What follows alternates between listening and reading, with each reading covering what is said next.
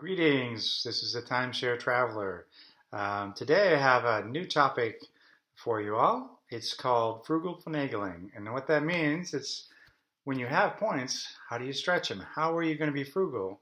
How can you finagle the points that you have to get the most out of that, to get the longest stays, the most enjoyable times?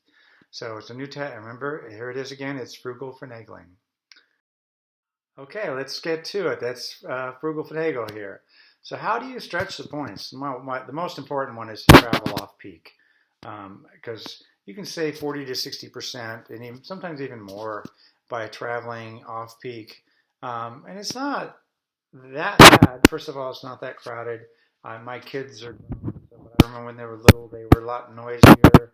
And you know, when you have noisy kids, you don't seem to notice the other noisy kids around you because it's sort of like that. And somehow, because your kids are noisy, it's about love.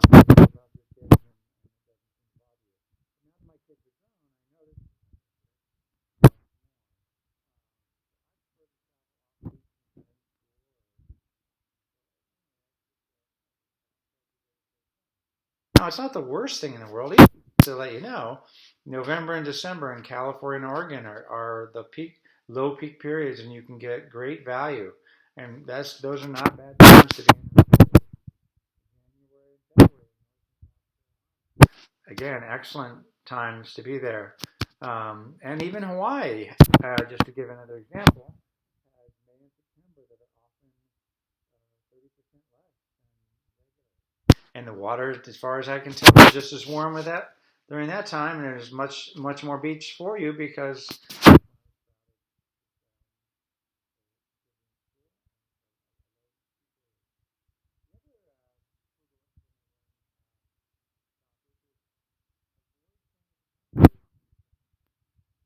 weekends, Friday and Saturday night, are roughly half the points of a full week. So if you can figure out a way, and I've got a couple options I'll go into, the ways you can avoid the weekend, you can actually end up using 1 week worth of points and get almost 2 weeks. So let's get a few details on how you can alternatives for the weekend.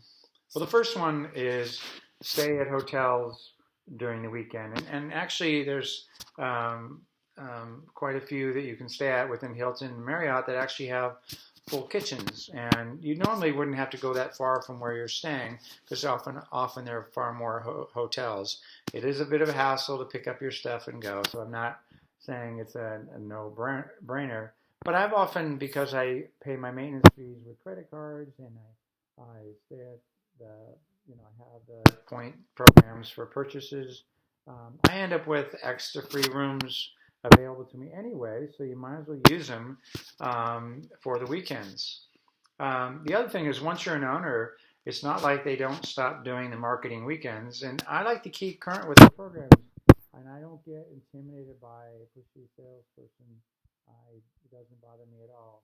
So leverage the marketing events. You can spend, $199 and you have the weekend covered, and then you can use your points at the exact same resort to extend it for 2 weeks. And you get an update on where things are. It's 2 hours, and you've all of a sudden created a two week stay instead of a 1 week stay. So those are the two ideas that I think are the top of mind and the best ideas to do that. Well, another frugal finagling idea is to look at last minute specials. So you don't even need to use points. You can usually get a week for around $300. It's about $320 if you're doing a 2-bedroom, and a little under it's like $290 when you're doing a 1-bedroom or a studio. And so again, that allows you to stretch your points by taking advantage of off-peak times, and you can just pay cash. You don't use the points. And that actually turns out, if you did the math on how much your maintenance costs you for a week, it's actually pretty close to what the last-minute specials are. My favorite and most shocking frugal finagle point is actually cook in your unit. You'd be surprised. How many times I'm out at the barbecue grilling. I've got friends or whatever that were sharing. I've done it with my cousin and my brother. And people walk by and go, "Oh, I didn't even know there were grills here." we've been going out to dinner, and I'm looking at them and I'm like, hey, the difference between a hotel and a timeshare is really, yeah, there's a little more space at the timeshare, but the pools at hotels are often just as nice. It's really the fundamental difference is there's a kitchen, and you can save a lot of money. And again, frugal finagling is all about having the ability to have the money to buy more points, use more points, and if you cook. And I love to cook because it's a great time to chat with friends and family, and you get to do something together. So I say cook in the unit, and if not, stay in a hotel. And I like using the grills because you know what's great about the grills? Somebody else cleans them. Well, my last frugal finagling point is, stay in smaller units. I'm often traveling by myself or with one friend, and you can stay in some of the units. Um, you can stay in a studio instead of a one bedroom. And you know what I've found is when I'm sleeping, I don't notice the fact that I'm sleeping in the living room. And usually they have fold up beds or they come Murphy's beds that come out. The other thing is often the studios have the same size kitchen, so you don't actually lose that much. The one thing I would say, some don't come with burners, but I've asked at pretty much every timeshare so far.